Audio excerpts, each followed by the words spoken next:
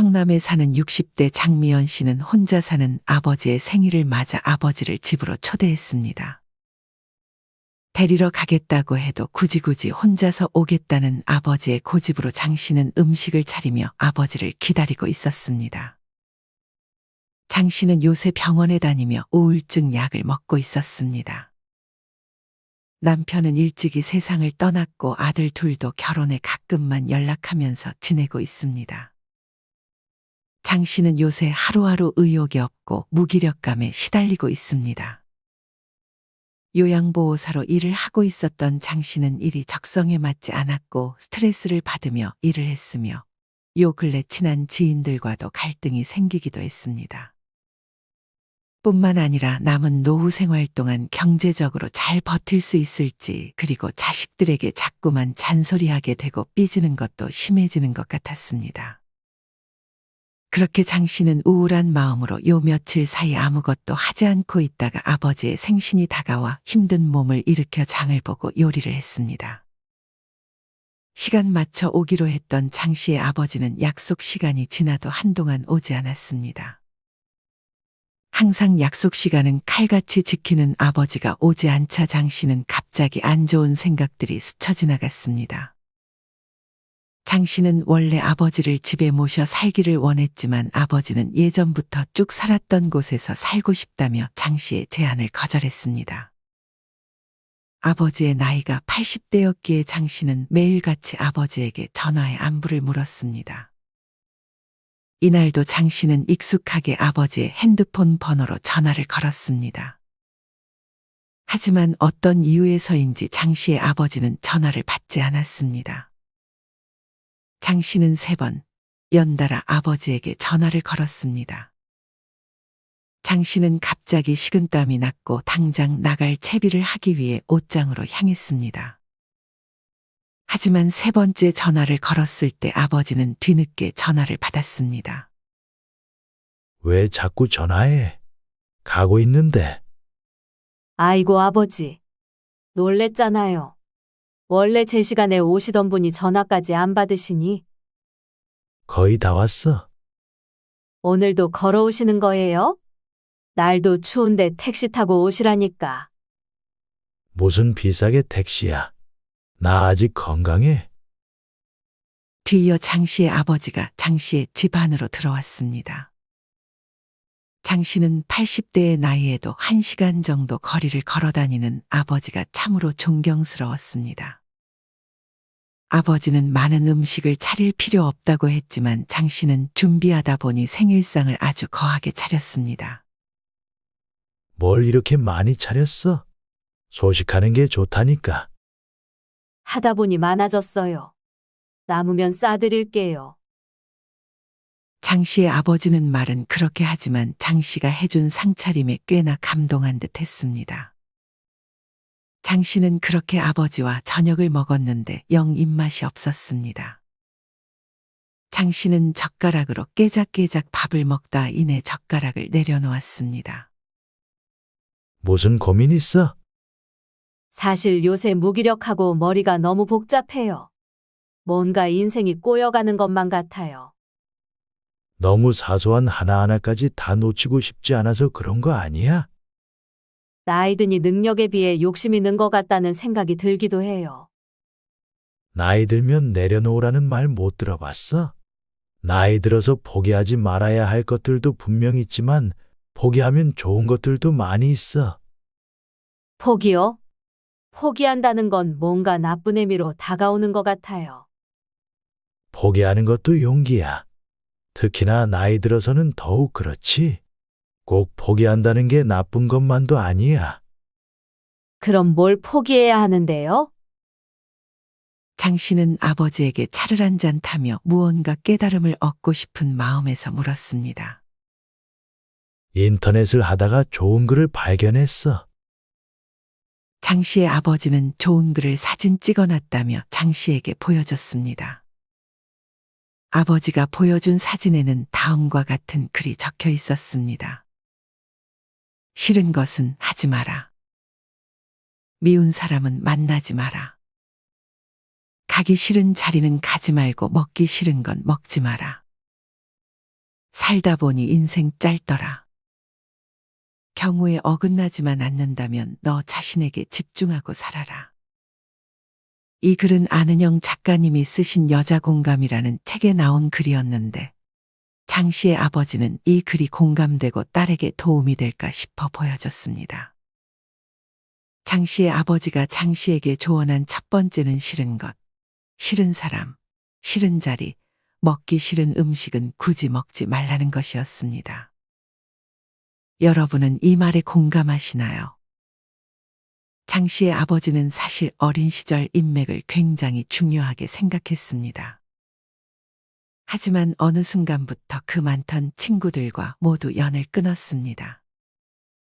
하지만 장 씨는 그런 아버지와 달리 혼자 어딘가를 다니는 것이 굉장히 창피하다고 생각했습니다. 하지만 아버지는 그렇게 혼자 다니는 것이 쪽팔린 일이 아니라고 말해줬습니다. 조금 쪽팔리고 스트레스 안 받을래?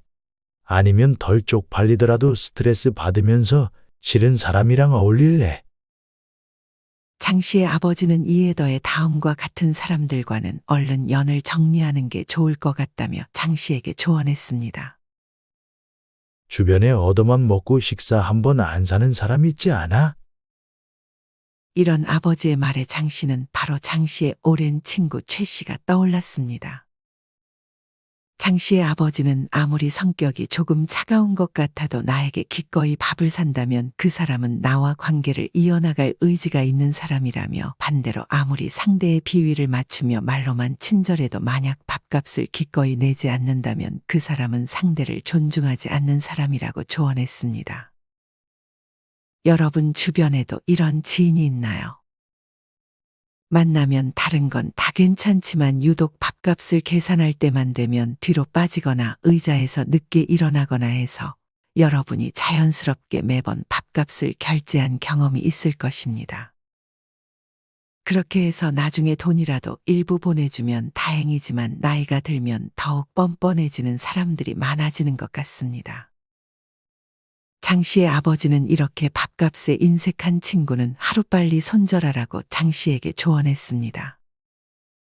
장 씨의 아버지는 두 번째로 대화 중에 말을 뺏어가고 자기 얘기만 하는 사람은 굳이 만나지 말라고 말했습니다. 여러분은 이 말을 듣고 주변에 생각하는 지인이 있으신가요? 이런 사람들은 대개 눈치도 없어 그만 말을 했으면 좋겠다는 것도 알지 못하고 계속 말을 이어갑니다. 이런 사람들은 또한 대부분 자기 얘기를 하는 것이 아니라 남의 얘기를 그대로 옮겨가는 경우도 많습니다. 여러분에게 남의 얘기를 많이 한다는 것은 어디 가서 여러분이 한 얘기도 남에게 옮기고 다닌다는 얘기입니다. 이런 사람들은 살면서 자기가 이룬 것이 별로 없어 자기만의 어떤 스토리를 가지고 있지 않기 때문에 남의 얘기만 주구장창 하고 있는 것입니다. 대개 이런 사람들과의 대화가 끝나면 남는 것은 하나도 없고 진이 빠진다는 분들도 많이 계십니다. 장 씨는 이런 아버지의 말을 듣자마자 지인 고 씨가 떠올랐습니다. 지인 고 씨는 항상 모임에서 말을 제일 많이 하지만 거의 쓸데없는 말들이 많고 그중 남의 얘기가 많았습니다. 지인 고 씨의 말에 잘 동조해주는 지인이 있는데 그래서 그런지 장 씨의 지인 고 씨는 더욱 신나서 남의 얘기를 더 많이 했습니다. 그리고 항상 아는 척을 많이 하지만 조금만 더 깊게 물어보면 자기가 직접 해보거나 겪어본 경험이 없어서 이내 할 말이 없는지 말을 돌려버립니다. 장 씨는 그런 고 씨를 그냥 가벼운 사람 정도로만 생각하고 가까워지지 않으려고 했습니다. 그리고 주변에 통전화가 없다가 자기 자랑하려고 전화하는 사람 혹시 있지 않아? 장 씨는 이번에는 대학교 친구 조 씨가 생각났습니다. 예전에는 친했지만 먼 지방으로 이사를 가면서 멀어졌던 친구인데 매번 전화가 와서 이번에 집을 샀네, 아들이 대기업에 붙었네 하는 등의 자랑질을 늘어놓기 시작했습니다.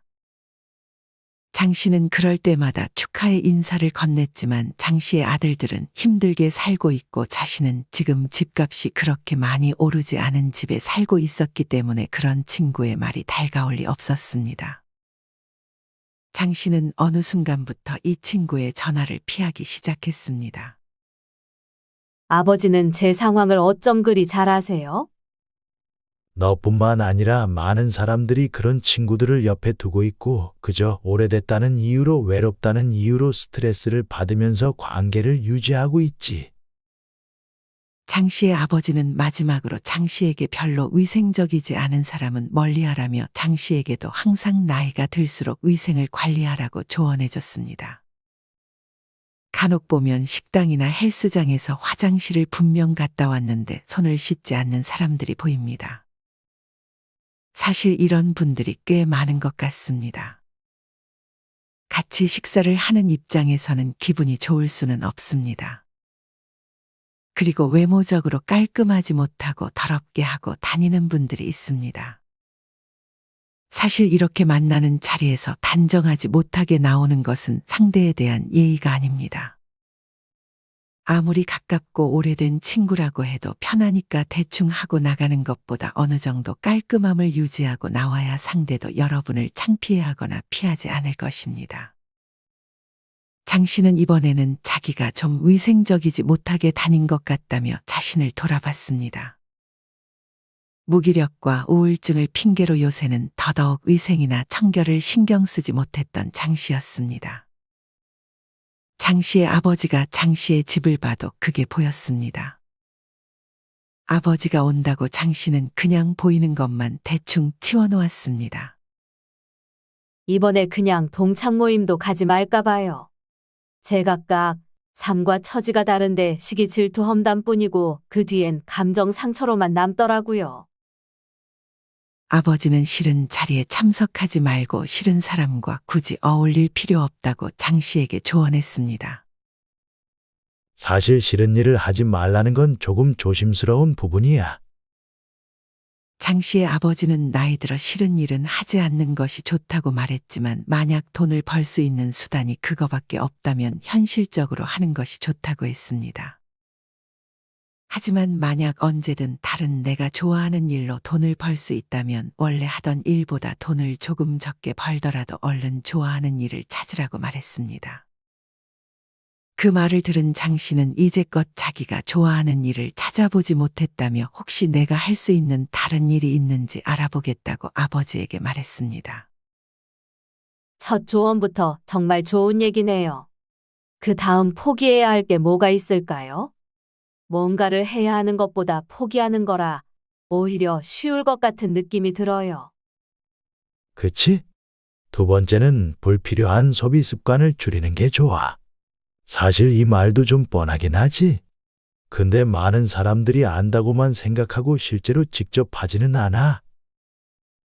장 씨의 아버지는 나이 들어서 돈을 모으는 것보다는 쓰는 것이 중요하긴 하지만 돈을 쓸 때도 잘 써야 하고 불필요하게 나가는 돈은 줄이고 정말 필요한 데에 돈을 쓰는 것이 좋다고 조언했습니다.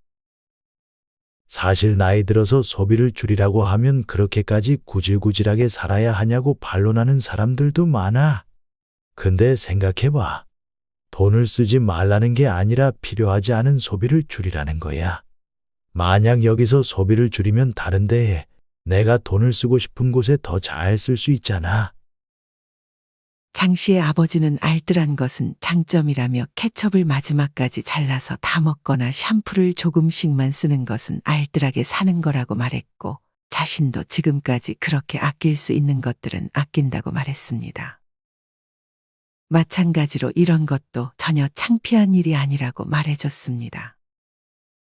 여기서 아껴진 돈으로 장 씨는 자기가 키우고 싶었던 식물을 하나 더 사거나 서점에서 자기가 보고 싶은 책들을 하나씩 샀습니다. 그리고 요새 강의나 헬스장 끊어놓고 안 듣고 안 가는 사람들도 정말 많은 것 같아. 장 씨는 그런 아버지의 말에 찔렸습니다.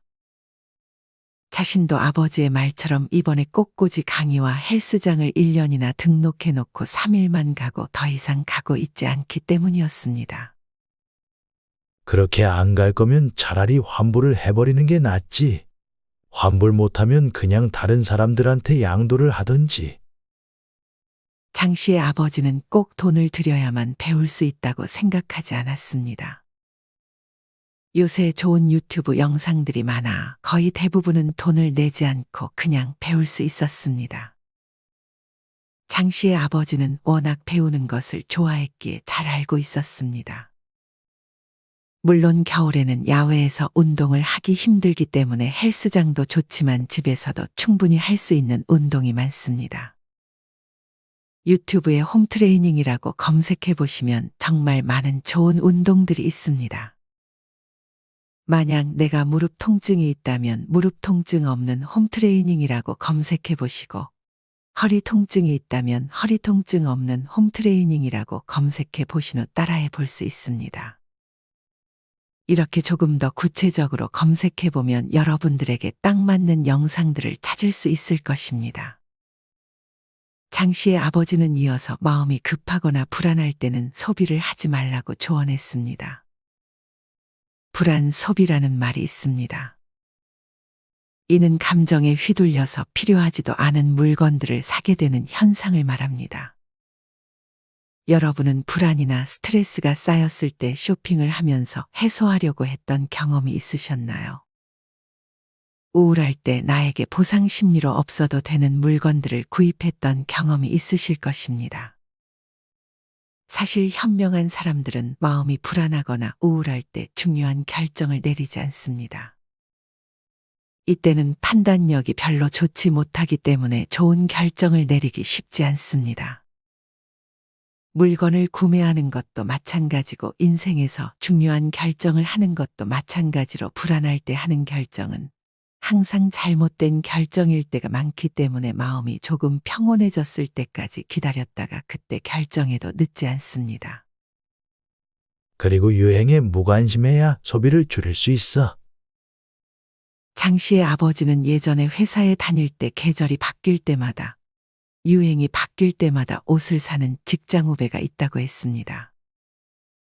이 후배는 수입의 많은 부분을 그렇게 옷 사는데 쓰다 보니 그 당시에는 돈을 거의 모으지 못했습니다. 장 씨는 후배와 아주 가끔 연락하는데 아직도 그때의 습관을 바꾸지 못해 힘들게 살고 있다는 말을 전해 들었습니다. 마지막으로 장 씨의 아버지는 장 씨에게 집을 줄이는 다운사이징을 해서 노후 생활비를 절약하라고 조언했습니다. 저는 그래도 조금 넓은 집이 좋은데요. 사실 노후에 사는 집은 정말 중요합니다. 오래 살던 집이라 하더라도 나이가 들어가면서 공간지각 능력이 떨어져 두려움을 호소하는 경우도 있다고 합니다. 심한 경우 자기 집안에서도 공황장애를 느끼는 분들도 있다고 합니다. 여기서 집의 크기를 줄인다고 해서 지나치게 좁은 집으로 가는 것은 좋지 않습니다. 너무 좁은 집의 경우 움직임이 덜하게 되므로 이로 인해 신체 및 인지 능력이 떨어질 수 있다고 합니다. 하지만 나이가 들면 큰 집을 청소하는 것도 힘에 부치게 되고 그렇게 점점 정리정돈을 소홀히 하게 되면 위생적으로 좋지 않은 환경에 노출되면서 건강도 안 좋아질 수 있습니다. 여러분은 지금 사는 집의 크기가 적당하다고 느껴지시나요? 만약 너무 넓다고 생각이 된다면 너무 좁지는 않은 집으로 이사를 가는 것도 하나의 선택사항으로 생각하고 나중에 생활비가 부족해지면 이사도 고려해 보는 것이 좋을 것 같습니다. 사실 집이라는 것은 노후의 아주 중요한 부분에 해당하기 때문에 이 부분은 신중하게 오래 고민해보고 결정하는 것이 좋습니다. 저도 아이들 나가고 집이 좀 크다고 느껴지긴 했는데 이 부분은 진지하게 고민해 볼게요. 그 다음 세 번째는 뭐예요? 장 씨의 아버지는 세 번째로 포기해야 할 것으로 체면 칠해를 뽑았습니다. 우리나라의 문화를 체면의 문화라고 하는 등 우리나라는 체면을 중요시하는 사람들이 많습니다. 특히나 어릴 적부터 그런 교육을 받아왔기 때문일 수도 있을 것 같습니다. 하지만 이렇게 남의 눈을 많이 의식한다는 것은 내 스스로가 기준이 아닌 남의 판단을 기준에 두는 것과 마찬가지입니다. 내가 혼자가 편하면 그냥 남 의식하지 말고 혼자서도 잘 놀면 됩니다. 내가 아끼는 것이 맞다고 생각이 든다면 알뜰하게 케첩을 가위로 잘라서 다 먹는 것을 눈치 볼 필요가 없는 것입니다. 특히나 경조사 같은 것도 불필요한 경조사가 있다면 그냥 안 가면 되는 것입니다. 물론 받은 것은 돌려줘야겠지만 그 이상으로 체면을 위해 경조사비를 많이 낼 필요는 없는 것입니다. 다음 사연 하나를 들려드리겠습니다. 어떤 방송국에 다니는 관계자는 황당한 경험을 했습니다. 광고회사를 다니는 친구 중 한 명이 부친상을 당했는데 방송국을 다니는 친구에게 혹시 아는 연예인이 있으면 잠깐 들르라고 해줄 수 없냐는 황당한 부탁이었습니다. 들르지 못하면 그 연예인 이름으로 화환이라도 보내줄 수 없겠냐는 무리한 부탁이었습니다. 명색이 자기도 광고회사에 다니고 있는데 연예인 한두 명쯤은 와야 자기 체면이 서지 않겠냐는 것이 이유였습니다. 방송국에 다니는 관계자는 그런 친구의 모습에 크게 실망했다고 합니다. 이뿐 아니라 자기 체면을 위해 친하지도 않은 지인들의 경조사에 하나하나 다 참석하면서 만약 자기 경조사가 생기면 많이들 와주기를 바랍니다. 하지만 돈만 내치고 상대는 내 경조사에 와주지 않는 경우도 아주 많습니다. 이러면 시간도 돈도 잃는 것과 마찬가지입니다. 특히나 나이가 들수록 경조사에 무리해서 갔다가 다친 사람도 있고 그것 때문에 다른 사람들에게 신세를 지는 일이 생기는 경우도 많아. 장 씨의 아버지는 가끔 경조사비를 사절한다는 부고나 결혼식이 있는데 그런 게 더 보편화되면 좋겠다고 생각했습니다. 사실 대부분의 사람들은 경조사를 치르는 경우 목돈이 들어갈 수밖에 없기 때문에 품앗이의 개념으로 돕는 경우가 많습니다. 이로 인해 이런 경조사 문화가 없어지는 데는 시간이 걸릴 수밖에 없을 것 같습니다. 이럴 때는 자기만의 규칙을 정하는 것이 좋습니다. 사회생활에서 만난 새로운 사람들의 경조사를 전부 챙기기에는 무리입니다.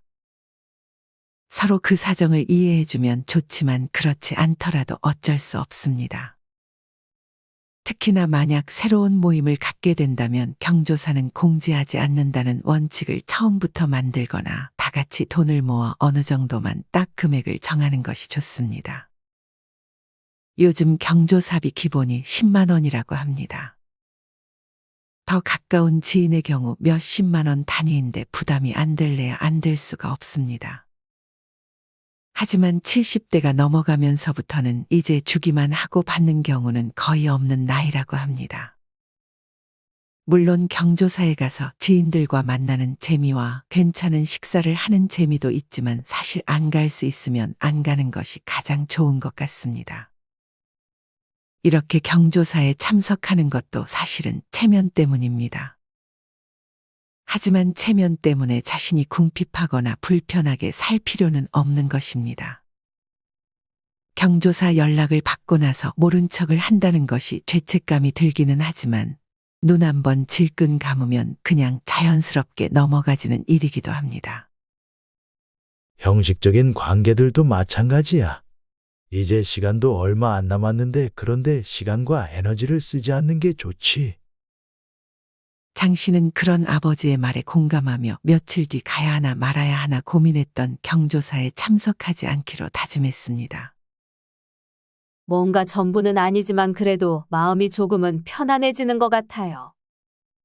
그렇다면 다행이네. 이제 네 번째는 뭐예요? 네 번째는 혹시 빠삐따라는 말 들어봤어? 빠삐따요? 그게 뭐예요? 장 씨의 아버지가 말한 빠삐따란 빠지지 말고 삐지지 말고 따지지 말자는 뜻입니다. 먼저 빠지지 말자는 노년을 잘 보내기 위해 건강, 돈, 취미생활 못지않게 중요한 것이 주변 사람이기 때문에 만약 친구를 만날 수 있는 자리가 있으면 빠지지 말고 참석하는 것입니다. 하지만 이는 앞서도 말했듯이 싫은 사람이 있는 싫은 자리에는 참석을 하지 않아도 되고 만약 내가 좋아하는 사람들과 좋아하는 자리라면 참석을 망설이지 않는 것이 좋습니다. 혼자 즐기는 것도 사실 너무 좋지만 인간은 사회적 동물임을 부정할 수 없고 외로움을 많이 탄다면 친구가 없는 노년은 삭막하기 그지없을 수 있기 때문입니다. 그 다음 삐지지 말자입니다. 옛말에 노인이 되면 어린아이가 된다는 말이 있습니다. 이는 좋은 의미로는 천진무구해진다는 뜻도 있지만 나쁜 의미로는 어린애처럼 잘 삐진다는 것을 의미하기도 합니다. 아마 이를 직접 경험한 분들이 많을 것 같습니다. 특히나 우리 부모님들이 자식들에게 나이가 들수록 조금씩 서운한 마음이 생기고 삐지는 것에 티를 내기도 합니다. 또한 이 감정이 오래 갈 수도 있고 점점 옹졸해지는 성격으로 변해갈 수 있습니다. 어떤 분은 친정아버지가 평소에 아주 가정적이고 집안일도 잘 도와주신다고 합니다. 하지만 2년에 한두 번씩 크게 삐질 때가 있다고 합니다. 이렇게 아버지가 삐지면 말을 거의 안 한다는 것 때문에 고민이라는 글을 남겨주기도 했습니다. 이분의 친정아버지는 나이 드실수록 삐지는 횟수가 잦아지고 속이 좁아지시는 것 같다며 예전에는 큰 태산 같았던 아버지가 이제는 속 좁은 노인이 되어 가시는 게 속상하다고 합니다. 여러분은 어떠신가요? 요새 점점 자식들이나 배우자, 친구들에게 조금씩 삐지는 횟수가 잦아지는 경우가 많지 않나요? 마지막으로 따는 따지지 말자는 것입니다. 그저 남에게 따지지 않으려고 노력하는 것입니다. 따질 때는 자연스럽게 언성이 높아지는 경우가 있습니다. 이것이 심해지면 결국 정말 소중했던 주변 사람을 놓치고 많은 경우가 생깁니다. 특히나 아랫사람과 대화할 때 되도록이면 그 사람의 의견에 부정하거나 토를 달지 않는 것이 좋습니다. 사실 정치 얘기를 할 때도 나와 다른 정당을 지지할 때 이때만큼 많이 따지거나 언성이 높아지는 경우도 없는 것 같습니다.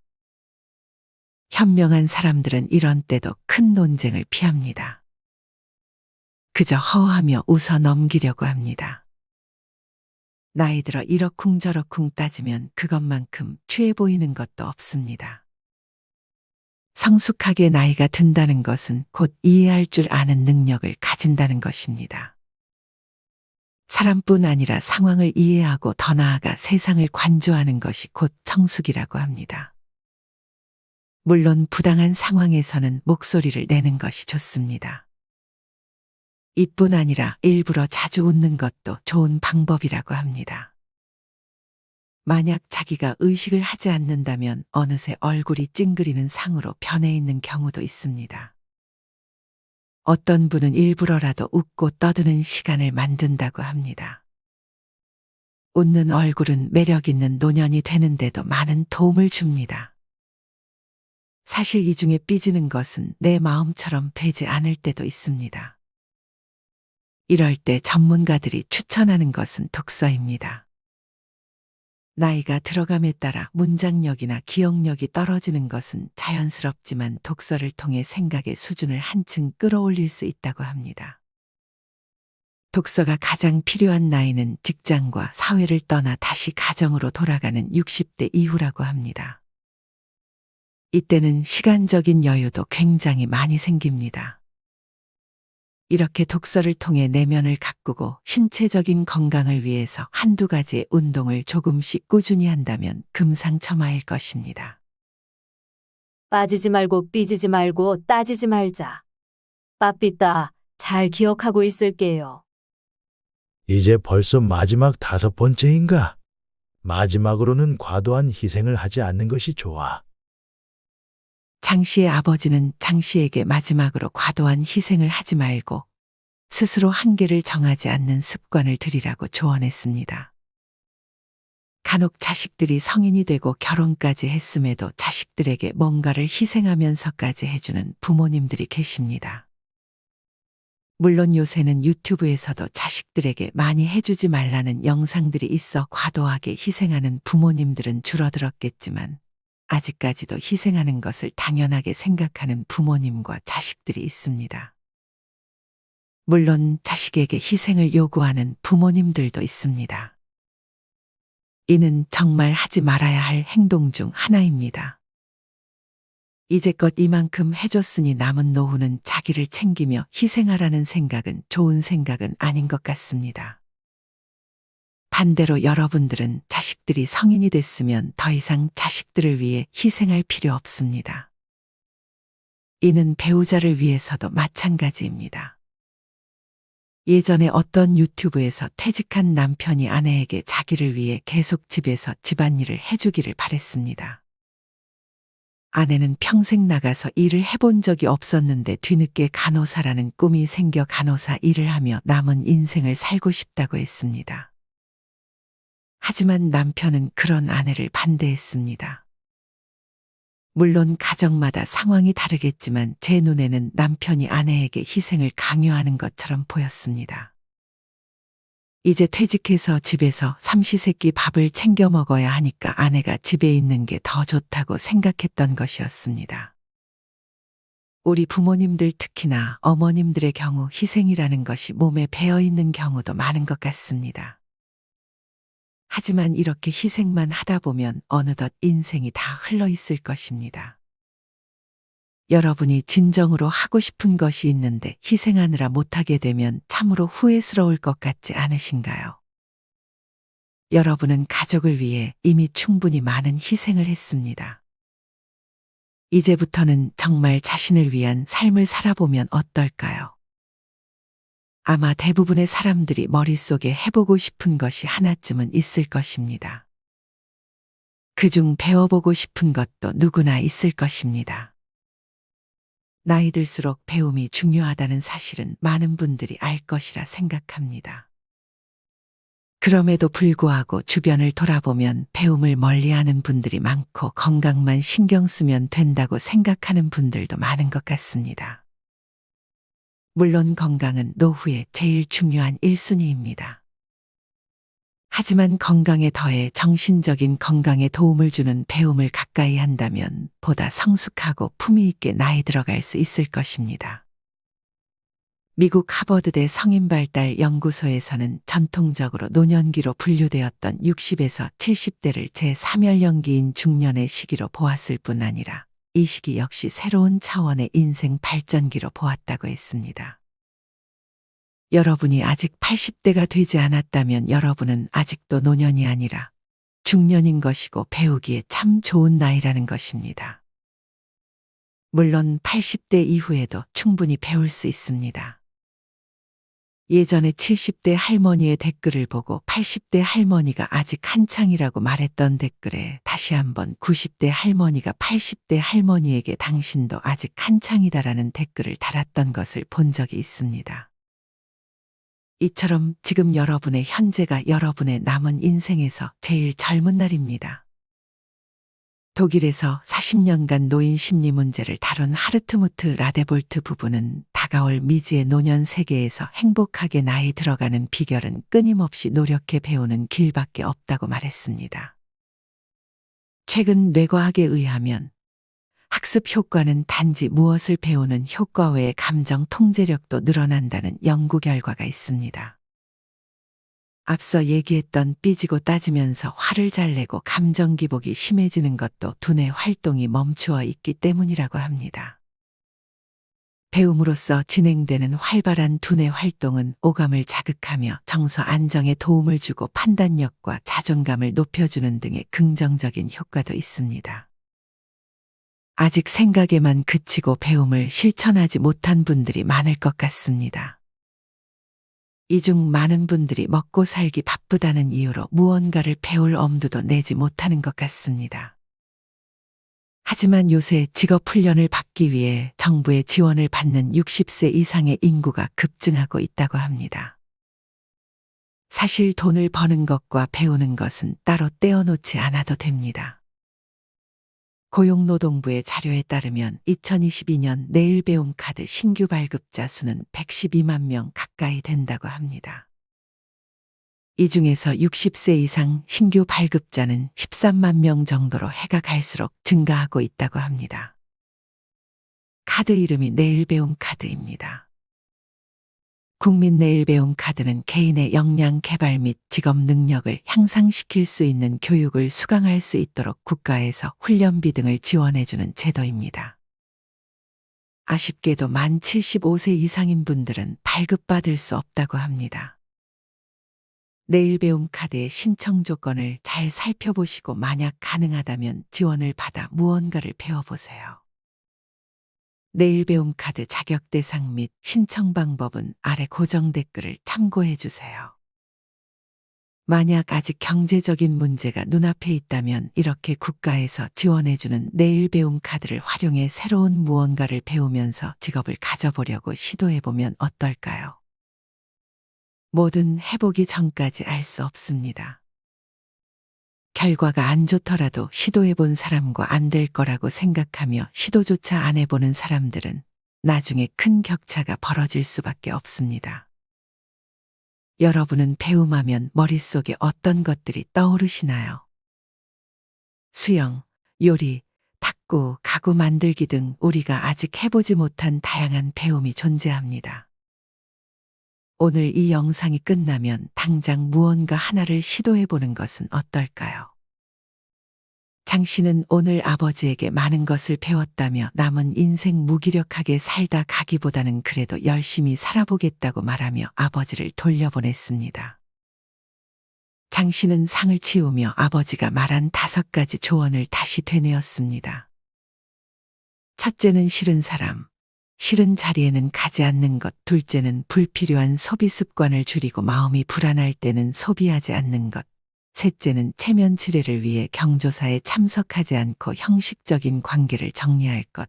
넷째는 빠삐다. 그중 삐지지 말고 따지지 말 것. 마지막 5째는 스스로 한계를 정하지 않고 배우는 것이었습니다. 오늘 드린 말씀 중 특별한 말은 없었을 것이고 다 들어본 말이셨을 것입니다. 하지만 이것을 진정으로 실천하는 분들은 많지 않습니다. 정말 실천을 해야 그때서야 비로소 내 것이 되는 것입니다. 만약 오늘의 영상 내용 중 한 가지만이라도 실천해 볼 가치가 있다면 오늘 당장 실천해 보는 것은 어떨까요? 실천하는 여러분을 인생지혜가 응원하겠습니다. 이상으로 오늘의 영상을 마치겠습니다. 우리 모든 구독자분들의 행복한 여생을 응원합니다. 다음에 더 좋은 내용으로 찾아뵙겠습니다. 감사합니다.